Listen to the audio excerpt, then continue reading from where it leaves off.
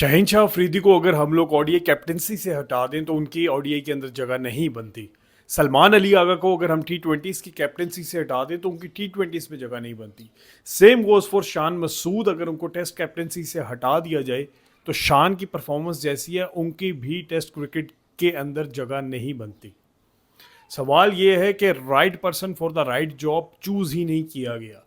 शाहिनशाह अफरीदी को जो है वो टी20 का कैप्टन बनाना चाहिए था, जो कि बनाया भी गया था और एक ही सीरीज़ उनको दी गई थी न्यूजीलैंड की, उसके बाद उनको निकाल दिया था और उसके बाद आप बाबर आजम को ले आए थे सिर्फ 2024 वर्ल्ड कप के लिए, और वो एक बहुत बड़ा डिज़ास्टर डिसीजन था। और उस टाइम पे पाकिस्तानी टीम के साथ जो कोच थे वो वहाब रियाज थे, जो कि एक सबसे बड़ी नाहिली थी। पाकिस्तान का डिज़ास्टर ही तब से स्टार्ट हुआ है जब से वहाब रियाज को जो है वो कोच बनाया गया था।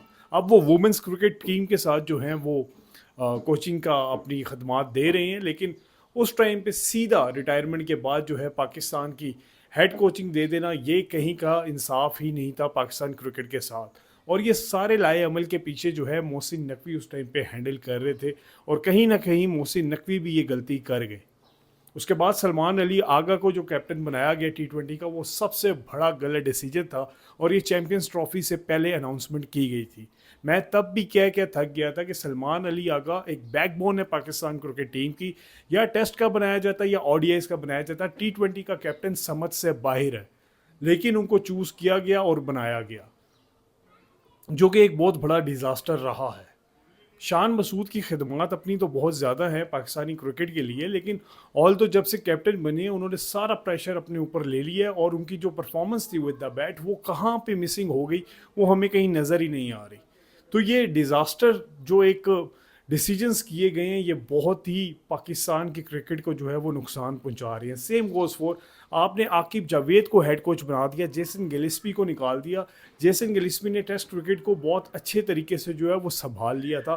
देखिए ना आप, हैदराबाद किंग्स को कैसे उन्होंने सूट करके उनको सेटल डाउन करके एक अच्छी टीम बना के दी। उसके बाद से जब से जेसन गिलिस्पी गए हैं सारी पेस फैक्ट्री हमारी ख़त्म हो गई, और आकिब जावेद ने पंखों वाली स्पिन की पिचेस बना बना बना बना साजिद खान और नुमान अली पे रिलाई करके 1 से 2 सीरीज़ जितवा के, और बाकी सारी इन फ्यूचर 4 से 5 साल का जो फ्यूचर है वो पाकिस्तान का दाव पे लगा दिया। ये बहुत बड़ी ज़्यादती है पाकिस्तान क्रिकेट के साथ। मुश्ताक अहमद बांग्लादेश के कोच बने हुए हैं, इंग्लैंड के कोच बने, इंग्लैंड की टीम उन्होंने संवार दी, वेस्ट इंडीज़ के साथ भी उन्होंने काम किया, वेस्ट इंडीज़ की टीम को संवार दिया, और अब वो बांग्लादेश की टीम के साथ जो है अपनी कोचिंग के खिदमात दे रहे हैं और पाकिस्तान को उन्होंने सीरीज़ हरा दी। तो भाई मुशी भाई को हम लोग क्यों नहीं असाइन करते? Same goes for Azhar Mahmood को, जब आपने असाइन किया पाकिस्तान क्रिकेट के साथ आज से 6 से 7 साल पहले, अज़हर महमूद एक मीडियम पेसर बॉलर थे।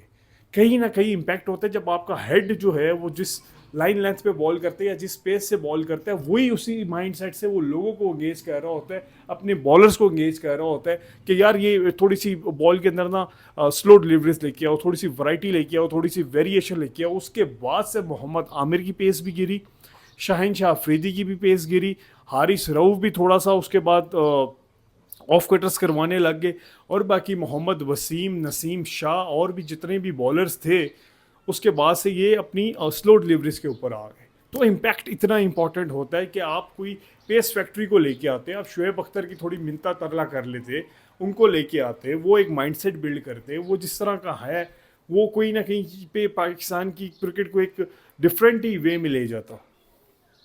तो ये थोड़ी बहुत जो गलतियां की गई हैं ये पाकिस्तान टीम को जो है वो नुकसान पहुंचा रही हैं, और ये आगे भी पहुंचाती रहेंगी अगर जब तक इस पे काम ना हुआ।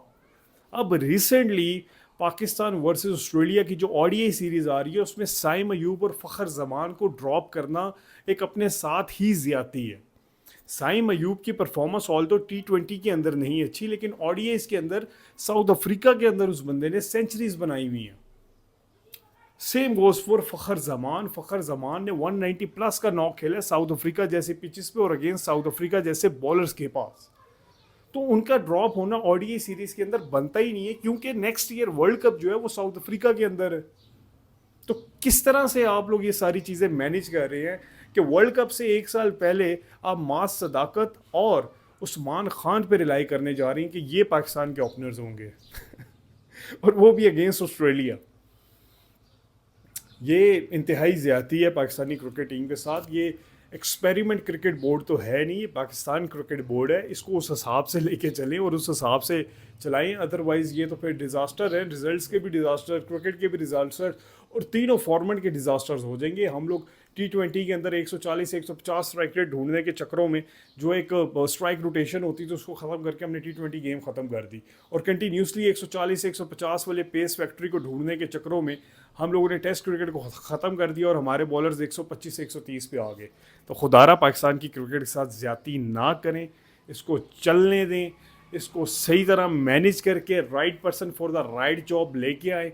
अदरवाइज़ ये पाकिस्तानी क्रिकेट टीम बहुत बुरी तरह पिटेगी और फिर वो जो है वो सस्टेन नहीं हो सकेगी। आज से 16-17 साल पहले भी पाकिस्तानी क्रिकेट टीम का यही हाल था, लेकिन कुछ ऐसे उसमें स्टार्स थे 2009 के वर्ल्ड कप के अंदर भी यही मसले कंट्रोवर्सीज वगैरह चल रही थी, लेकिन जब ये एक मोमेंटम बिल्ड करते थे तो भाई बड़ा टूर्नामेंट जितवा देते थे, और हमने ये देखा भी है। 2009 का वर्ल्ड कप जितवा दिया, 2010 का सेमीफाइनल जीते, सेमीफाइनल हम लोग हार गए थे लेकिन सेमीफाइनल तक गए, और 2011 का वर्ल्ड कप के अंदर भी सेमीफाइनल के अंदर गए, 2012 के वर्ल्ड कप के अंदर भी सेमीफाइनल के अंदर गए।